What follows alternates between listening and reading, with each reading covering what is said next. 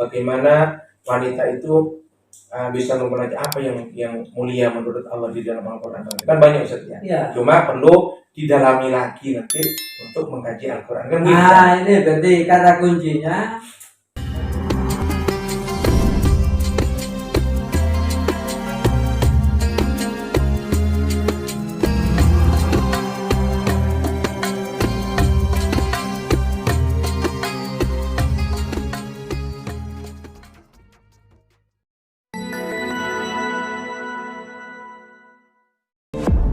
Assalamualaikum warahmatullahi wabarakatuh. Para pencinta Al-Quran yang dirahmati oleh Allah, alhamdulillah saat ini berjumpa kami di channel yang sama, di channel LPPQ. Hari ini ada tema yang sangat luar biasa. Kita akan membahas tentang masalah wanita. Ustaz Rosidin melihat fenomena yang berkembang di masyarakat yang saat ini, menurut saya agak kebablasan. Mengapa? Barangkali kalimat yang tepat untuk menggambarkan tentang tuntutan para wanita untuk adanya kesetaraan antara laki-laki dan perempuan, sehingga mereka menuntut bahwa laki-laki dan wanita itu harus sama, setara dalam segala bidang. Padahal perbedaan antara laki-laki dan perempuan tidak pernah mengisyaratkan bahwa laki-laki itu lebih mulia daripada perempuan, kan begitu Ustaz. Karena keduanya memiliki jalur masing-masing yang menuju kepada kemuliaan tersebut. Nah, menurut panjenengan menyikapi fenomena yang berkembang di masyarakat seperti itu bagaimana Ustaz? Baik, bismillahirrahmanirrahim. Iya, kata kuncinya terletak pada pola pikir. Karena dengan pola pikir yang salah, dengan pola pikir yang benar, akan mempengaruhi pola tindakan. Ya.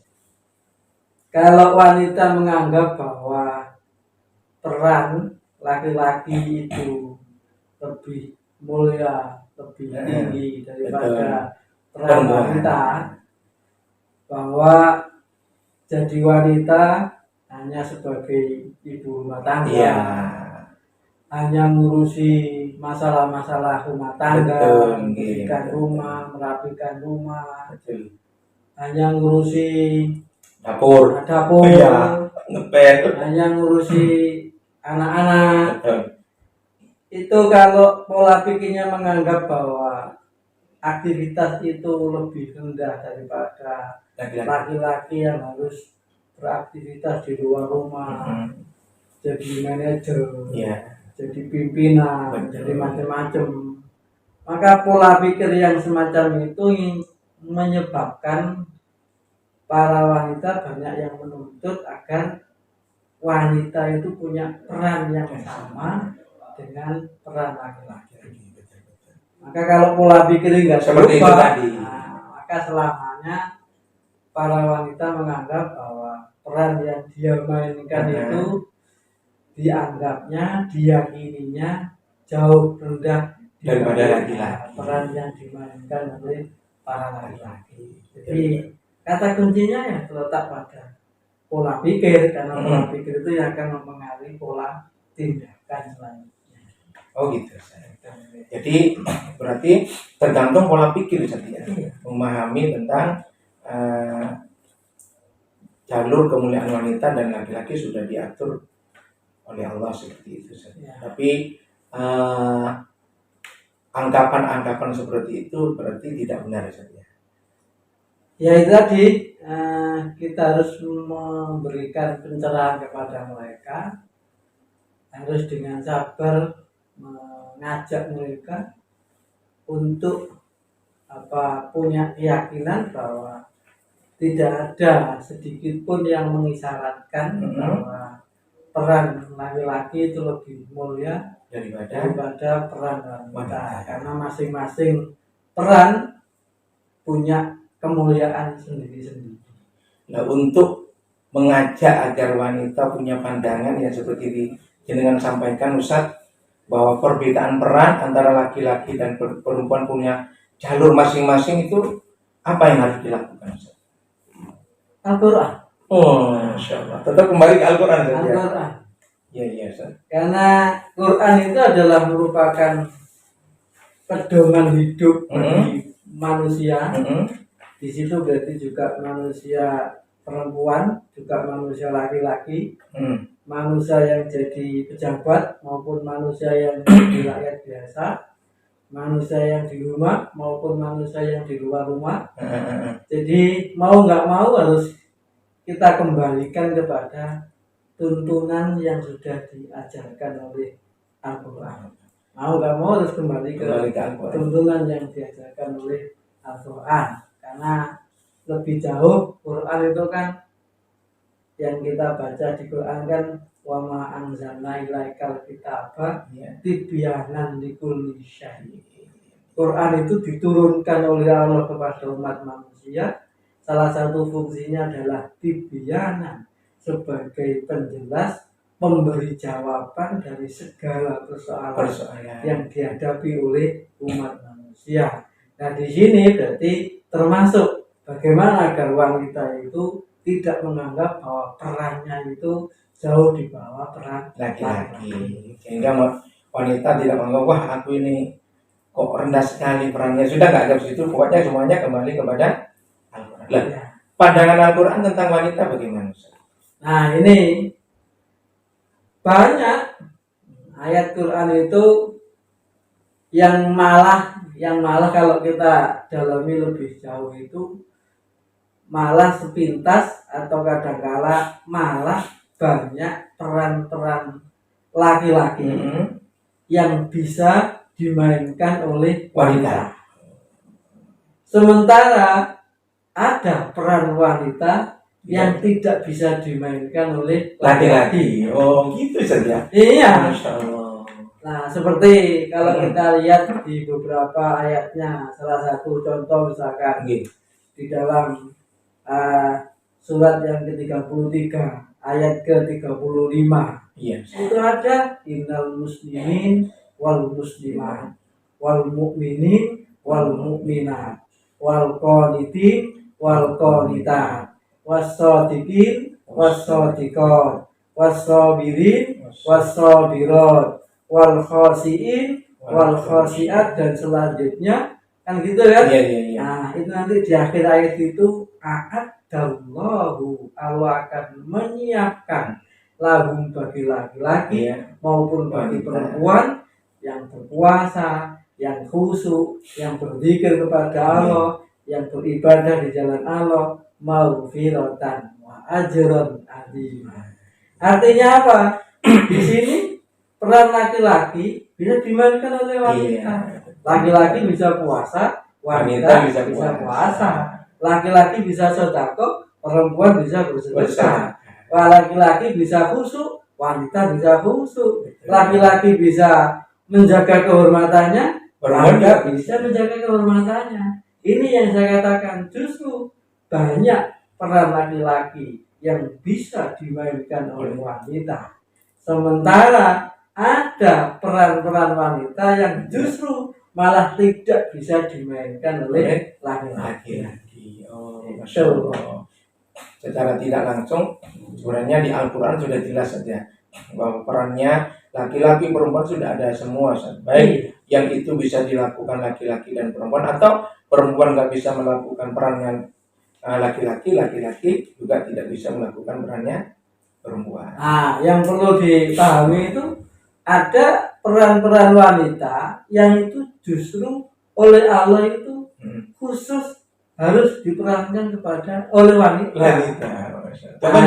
Seperti yang kalau kita lihat di ini ya, kalau kita lihat di salah satu surat Al-Quran itu di surat yang ke-46 ayat ke-15 itu ada hamalat ummuhu karhan wa da'athu karhan.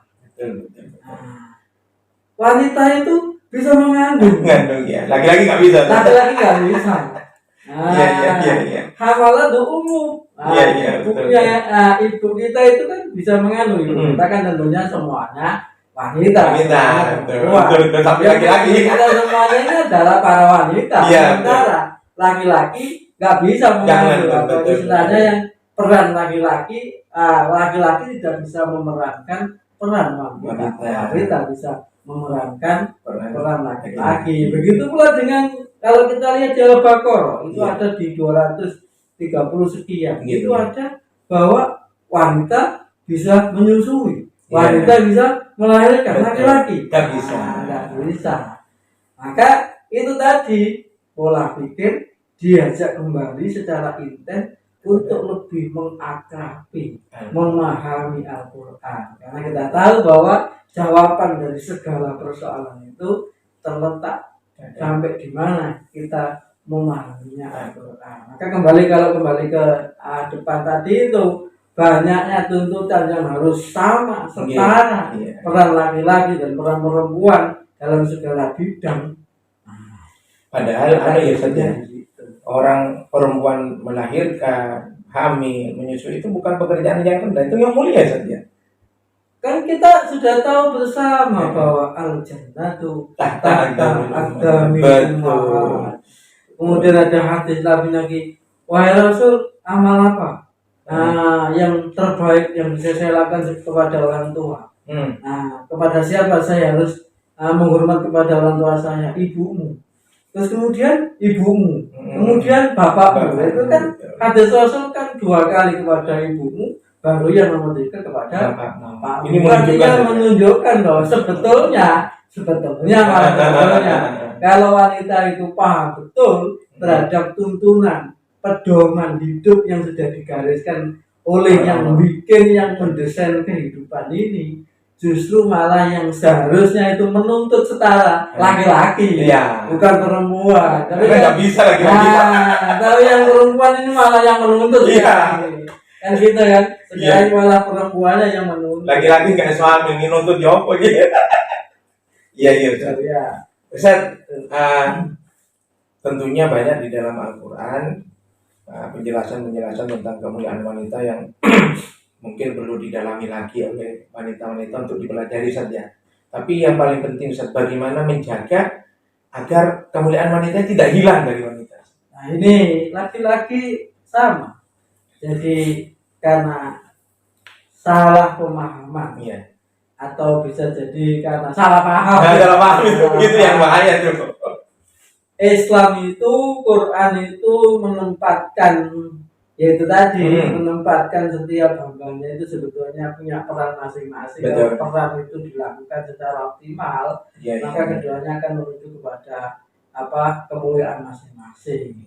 Begitu pula dengan sekarang, sebetulnya Allah itu, Quran itu membatasi atau memberikan peraturan bagaimana agar wanita itu tetap mulia.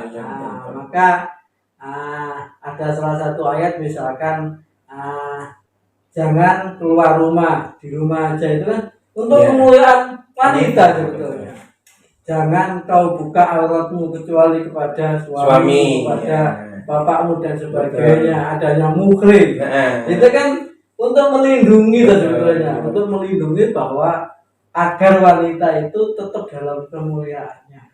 Cuma lagi-lagi wanita yang tidak memahami eksistensi dirinya menganggap adanya pembatasan keluar rumah, adanya pembatasan pergaulan, adanya pembatasan pola berpakaian, itu justru mereka menganggap menganggap itu adalah ayat-ayat untuk merendahkan harkat martabat wanita. Masya Allah.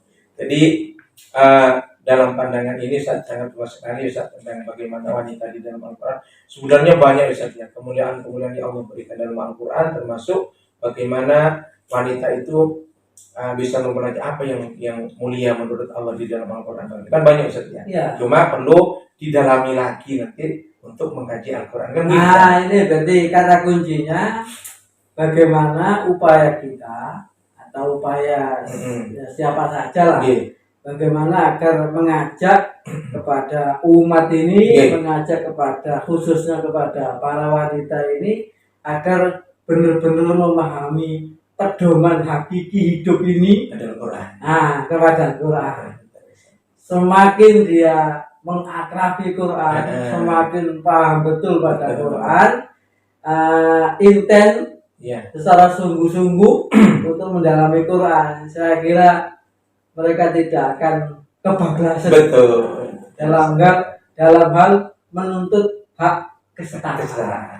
Ya seperti jenengan sampaikan di awal tadi, Al-Quran kan sebagai petunjuk, sebagai jalan dan sebagai solusi kehidupan saja. Makanya mungkin salah satunya itu kita juga mengajak kepada para wanita, ayo kita mendekati Quran, memahami, mendalami dan mengaplikasikan nilai-nilai Al-Quran. Kan itu saja. Iya. Masya Allah. Ustaz. Ini berarti kita perlu mengajak bagaimana umat, mobil khusus bagi laki-laki wanita untuk belajar Al-Quran. Iya, jadi sebetulnya kalau ada ajakan belajar Quran itu sebetulnya yang diuntungkan bukan yang ngajak. Iya, yang belajar itu sebetulnya. betul. Maka seperti yang LPG itu rame-rame semangat untuk memasrakatkan Al-Quran, mengajak agar umat itu paham Quran, itu sebetulnya yang diuntungkan bukan LPG. Iya, dirinya sebenarnya ya. Yang diajak itu. Ya. Kalau dia bisa memahami dan mengerti, betul. Ini tidak hanya sekedar ini pemahaman tentang peran laki-laki dan perempuan, segala hal. Betul. Ya, dalam berbisnis, dalam bernegara, dalam rumah tangga, dalam mendidik putra putri dan lain sebagainya. Kata kuncinya wa anzalna ilaikal kitaba tibyanan likulli syai'. Betul, Ustaz. Perlu adanya kesadaran bagi kita sebagai umat Islam, laki-laki dan wanita, untuk bagaimana lebih dalam mendekati untuk semangat untuk belajar Al-Quran. Para pencinta Al-Quran yang dirahmati oleh Allah, demikian pembahasan tentang wanita di dalam Al-Quran. Tentunya memahami wanita tidak cukup hanya memahami tentang peran seorang wanita, tapi masih banyak aspek-aspek yang lain, hal-hal yang lain yang perlu kita bahas tentang masalah wanita. Oleh sebab itu, marilah bergabung dengan LPPIQ untuk mendalami, memahami tentang wanita di dalam Al-Quran dengan mengikuti program tarjim tematik. Demikian yang bisa saya sampaikan. Aku qouli hadza wa astaghfirullah li wa lakum. Assalamualaikum warahmatullahi wabarakatuh.